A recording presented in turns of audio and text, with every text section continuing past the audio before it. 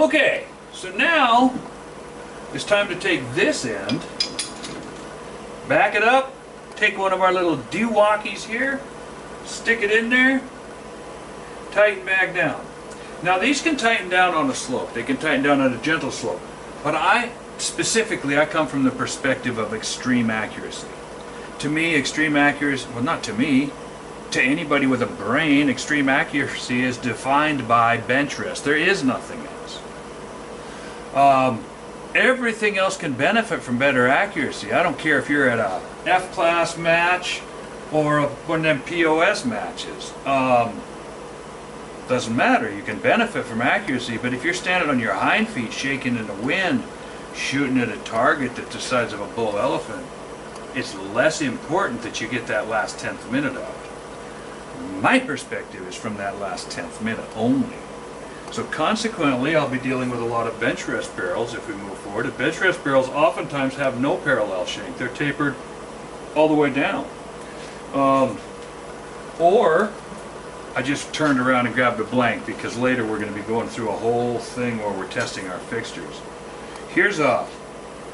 This is a blank that's going to be used on a bench resty gun, and for a 1,000-yard setup. By the time I cut off the lapping bell, we're down to where we only have, this one isn't all, but I might end up coming clear into here. I doubt it because I normally start back because I'm cheap. That's why. I can rethroat it, I can redo it, I can move it, I'm just too stinking cheap to cut off and throw away that much and that much. I can and I do, and on light stuff I have to. And I just built 3 barrels for my LB gun. There's big old hunks of metal laying up there that I'll have to use for making reloading dies or something, which will be an interesting thing too. I want to go through that. The concept of remaking dies. Taking a factory die, trying to make that pencil out. It's a little bit hard, and we'll talk about that at the time that I do it. But here's the thing. A good die maker is probably out 3 months, 6 months. A bad die maker isn't worth talking about. And building your gun to the size of a factory die doesn't work as well as it should. So, all of that simply because I'm illustrating that this is what I've devolved to after all these years as a way of mainly gripping non-parallel surfaces. No, mainly making a swivelable surface, but also allowing for gripping non-parallel surfaces. So I stick one of these in here, and I just mash it. We're nowhere near center or anything. I'm just mashing it down to give it a shape. All right? Conforming it to the barrel. Now we take our tags up.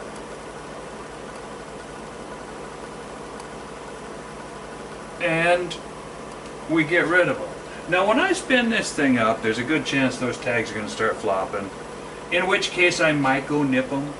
But they're light enough that even at 1,000 RPMs or 1,400 RPMs, if they slap you, nothing happens. It's like being, hit by a fly. So now we back this back out just because it's on. Now it's a floater. Walk over here, back one of these up so we can get our little doohickey-majig in there. Crank that mother down. Now note that when I left off the last video I said we were going to center it. I didn't. I just reached up, turned it off, turned it back on. We haven't centered anything up. It's still, I don't know where it is. From there you can see better if it's centered up or not than I can. I don't know. So here we go. A couple of rippy rappies. Don't forget to loosen her back up. And now I should be able to say something funny here, but basically this just happens a couple more times. No way to really make that funny. So I could go off on a political rant while I do this, but that's probably not the best use of time. So we go on to here. That's the one time I'll leave a lathe chuck standing in, or a lathe key standing in the chuck. It makes me cringe just a little bit, increases my pucker factor just a little bit, but kind of like coming into a corner too hard. unless you don't drive, it's going to happen. So anyway, that's just one time when I'll leave the lathe chuck in momentarily. I haven't left the lathe, so really, I don't even know why I bring it up. Okay, so now it's all in there loose. Now we can see that we got some wobble. So now I'm going to go back to the outside, and I'm just going to eyeball it to center. That's all. I'm not even going to bring the camera over there because I'm just eyeballing the tailstock side, the outboard, spider, cat's head, whatever you want to call it.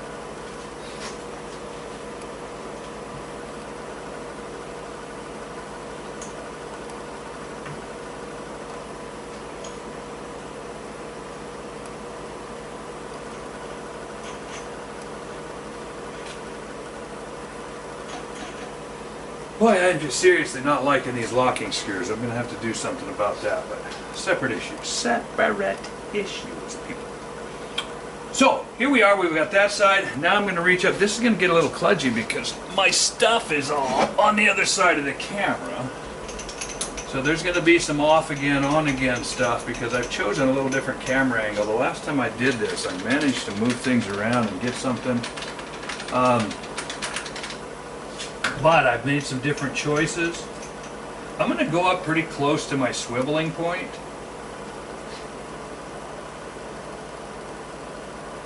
Speaking of that, I need to make a decision here. I just realized something. I've been debating in my head bone between whacking this shank off and catching those threads and running it. I hate catching threads. And I don't know that I'm good enough to catch threads while I'm talking. If I was doing only a thread catching video, I could. But I'm not. I'm not talking about that. I'm talking about something else. And I misspeak enough as it is. I call the wrong things the wrong things. And I'm sure the Peabodys in the basements are going to be saying, you know what? This goes back to my thing. Information imparted is way more important to me than presentation of that information. So when I say something that is unclear, which is going to happen, there will probably be a comments or something around. Call me on it. Call, say, hey, I don't care if you ream or yell or just say, hey, what did you mean by that? Any of that is fine. Because when I write something, I proof it. What I'm puking out here is just what I'm puking out here. Whatever comes out, comes out. I'm not going to overdub it. I don't even have the capacity to. So I've got to decide. The reason this is relevant is because the easy way to do this, and the way that I did it last time on camera, is that I pivoted. First of all, understand that I built the entire rifle around that point where the ogive of the bullet touches the rifling lens. That area is called the lead.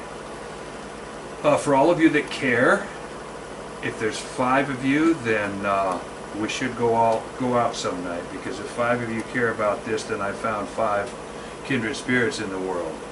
It's called the lead, and it really is called the lead. L-E-A-D-E.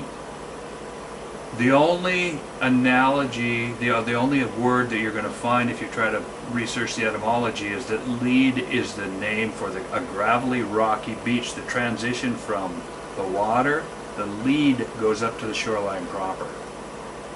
Well, that really pretty well describes what's going on here. So that's why this term lead has come about, because it's like that tilted portion of the beach that shows up between high and low tide.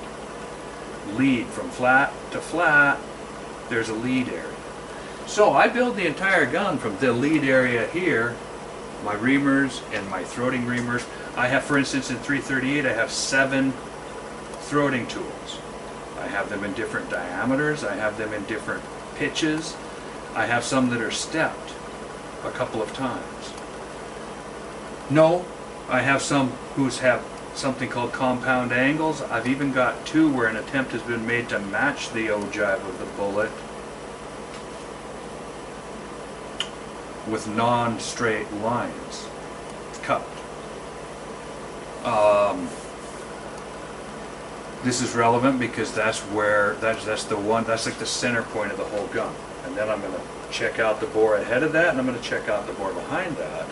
And I'm going to take that section, that piece, that chunk, and and I'm going to use that to achieve some sort of linearity.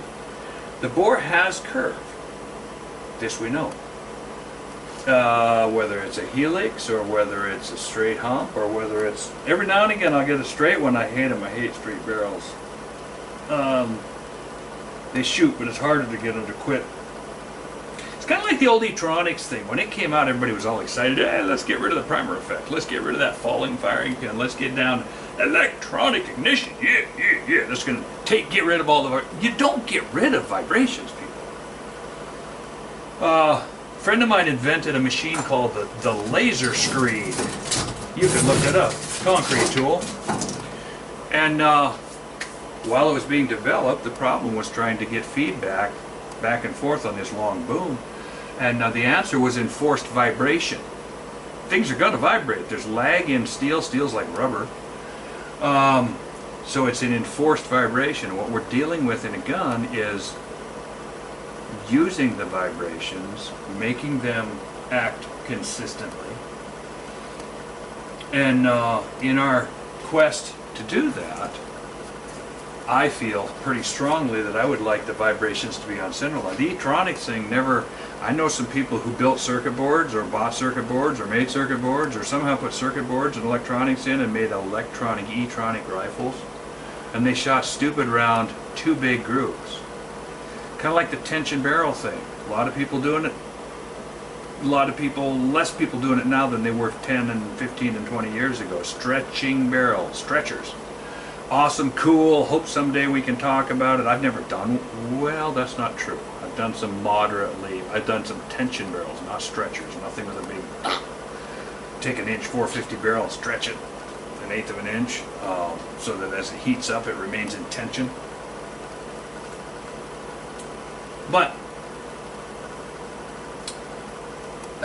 all of that aside, because I build the gun around the lead, fore and aft, everything starts right here with what I'm doing. So the easy way for me to do this is to set the lead right here at the swiveling point. Because that way I can swivel and that point stays the same. I'm looking at this as I stand here and I'm going, ooh, do I want to take this on? I want to chase out threads and then set my swiveling point way up here. So I'm going to have to think about this before I even tighten it down. I'm going to have to think about, do I want to try to attempt on video to dial in a barrel where the point that we're building from and swiveling from is 2 inches away from the physical swiveling point.